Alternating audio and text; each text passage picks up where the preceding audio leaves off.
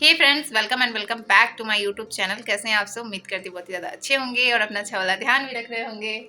आज था वासु का पीटीएम। सो सुबह सुबह उठने के बाद हम लोग गए थे वासु के स्कूल और वासु का रिपोर्ट कार्ड वगैरह मिल गया है। वासु का बुक भी आ गया है, तो वासु अभी दिखाएगा अपना बुक और वासु बताएगा भी कि कौन कौन सा बुक है। ठीक है। सो यहाँ पे वासु अपना बुक ओपन कर रहा है। ये है वासु का रिपोर्ट कार्ड जिसमें वासु को आया है 95.16%।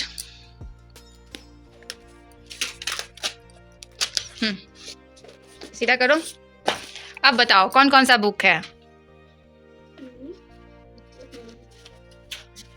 ये इंग्लिश का बुक है। ये इंग्लिश का बुक है। नाम है my best friend foundational stage phonic and rhymes का बुक है।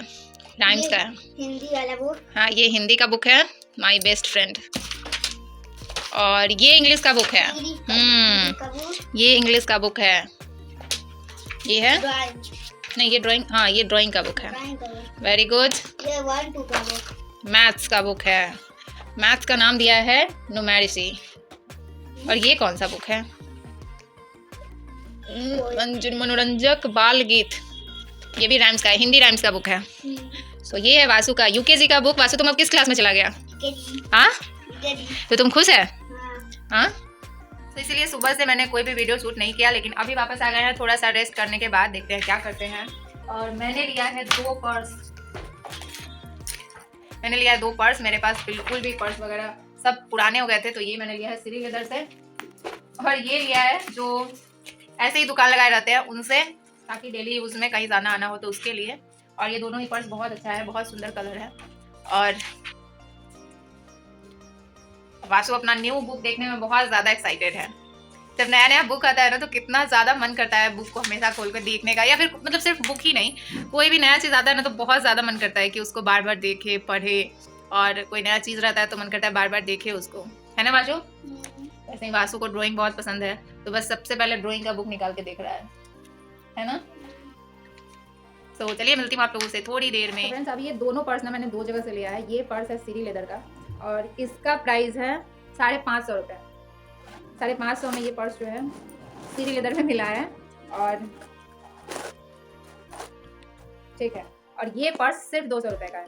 ये 550 का और ये सिर्फ 200 का। इसमें ये छोटा सा पर्स है जिसमें आप चेंज वगैरह रख सकते हैं। और इसमें भरा हुआ है ढेर सारा कमी। इसमें भी बहुत अच्छा स्पेस है। ऐसे 2 खंड है इसमें, और इसमें भी उतना ही है। 2 ही है। और दोनों में डिफरेंस क्या है? ये थोड़ा सा भारी लग रहा है, मतलब थोड़ा सा इसका फिनिशिंग जो है वो अच्छा लग रहा है। और इसका ये भी ठीक लग रहा है, लेकिन हाँ, इतना अच्छा इसके जितना अच्छा इसका फिनिशिंग नहीं है। लेकिन फिर भी 200 रुपये में ये बहुत बढ़िया है, मतलब प्राइस के अकॉर्डिंग ये बहुत बढ़िया है। और इसके साथ एक ये छोटा सा ये भी है जिसमें आप चेंज वगैरह रख सकते हैं। इसको यहाँ से अलग भी कर सकते हैं, इसके अंदर ऐसे रख सकते हैं। तो ये डिफरेंस है। सो 1 घंटे रेस्ट करने के बाद मैं आ गई थी यहाँ पे पढ़ाई करने के लिए। और आते ही मेरा जो स्टडी टेबल है वो नीचे गिर गया, साथ में फ़ोन, कॉपी सब गिर गया। तो यहाँ पे मैं फ़ोन को देख रही थी कि कहीं टूट वगैरह तो नहीं गया, लेकिन नहीं, कुछ हुआ है। और यहाँ पे टाइम जो है वो लगभग 1:15 बज गए हैं। 12 बजे मैं वापस आई थी क्योंकि आज वासु का पीटीएम था। तो सबसे पहले यहाँ पे टाइमर को रीसेट कर लेते हैं। आज मैंने कोई लाइव क्लास तो किया नहीं है, तो जो क्लास हो गया है सबसे पहले उसको कंप्लीट कर लेते हैं, यानी कि नोट्स जो है वो बना लेते हैं। तो पूरे दिन में अभी मैंने अपने स्टडी का फर्स्ट लॉट जो है वह स्टार्ट किया है। और देखते हैं, अभी से 5 बजे तक का मेरे पास टाइम है, लेकिन देखते हैं कि इसमें कितना पढ़ पाते हैं। क्योंकि कल का वीडियो शूट किया था तो वो पड़ा हुआ है, तो उसको एडिट करके डालना है। तो उसमें भी कुछ ना कुछ टाइम, लगभग आधे घंटे के आसपास टाइम लग जाता है वीडियो को एडिट वगैरह करने में। और आज के वीडियो में ना मैं आप सभी का कुछ कमेंट ले रही हूँ, क्योंकि कमेंट का मैं रिप्लाई नहीं कर पाती हूँ और अलग से क्वेश्चन आंसर का ऐसा कोई व्लॉग नहीं आ पाता है, जिसकी वजह से आप लोग जो भी पूछते हैं उसका आंसर आजकल मैं आप लोगों को नहीं दे पा रही हूँ। जैसे आज ये कमेंट आया था कि यूपी वाले जो हैं, यूपी से जिन्होंने बीएड किया है वो बिहार बीपीएससी तैयारी में बैठेंगे तो उन्हें यहाँ का आरक्षण मिलेगा या नहीं मिलेगा। तो मुझे जितना पता है कि जो भी अदर स्टेट वाले हैं उनको जनरल कैटेगरी में रखा जाता है, और जनरल कैटेगरी में शायद कोई आरक्षण नहीं है। वैसे मुझे बहुत मतलब इस मैं श्योर नहीं हूँ, मुझे नहीं पता है, मुझे सिर्फ अपने बारे में पता होता है। लेकिन शायद अदर स्टेट वाले को आरक्षण जो है वो यहाँ पे नहीं मिलता है। यहाँ पे अंश का ये प्रोजेक्ट वर्क है जो उसको मिला है, लेकिन उसमें वासु उसकी हेल्प कर रहा है। वैसे ये ड्राइंग अंश नहीं बनाया है, लेकिन उसमें कुछ कुछ जो कमियां हैं वो यहाँ पे वासु जो है वो पूरा कर रहा है। दूसरा, आप लोग करंट अफेयर्स के क्लास के बारे में पूछ रहे थे, तो वो मैं यूट्यूब से ही करती हूँ। शंकर सर का क्लास, जो कि द ऑफिसर अड्डा के टीचर हैं और वो बहुत अच्छा कराते हैं। एंड जितने भी BPSC TRE 3 वाले हैं वो सब बोलते हैं कि उनका पढ़ाया हुआ करंट अफेयर्स बहुत मैच करता है, क्वेश्चन उससे आता है। तो बस मैं भी उन्हीं का क्लास देखती हूँ और मुझे उनका क्लास जो है वो अच्छा लगता है। उसके बाद मैं आप सभी के साथ ब्लॉग शेयर करती हूँ, तो लास्ट में आप लोगों को दिखाई देती हूँ कि आज पूरे दिन में मैंने कितनी देर पढ़ाई की है।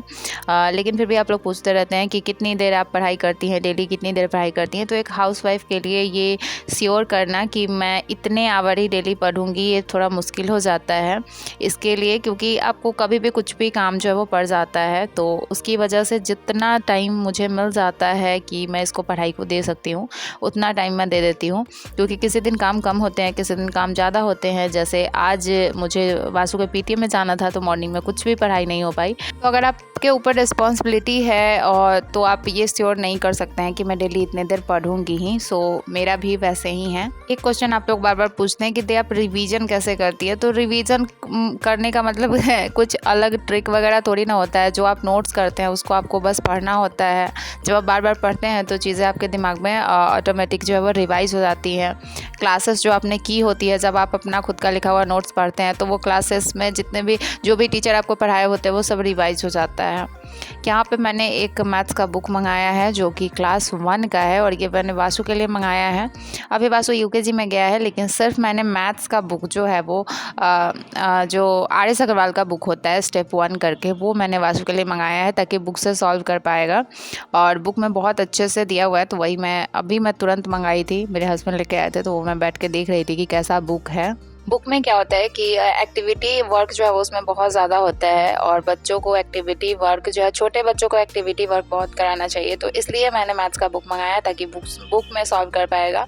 ऐसे टेबल वगैरह जो होता है वो रटने की चीज़ होती है, तो वो तो अपना करता ही रहता है। लेकिन इसको भी मैंने मंगाया है, और अभी मैंने इसको 2-3 पेज शुरू का जो है वो मैंने दिया है इसको करने के लिए।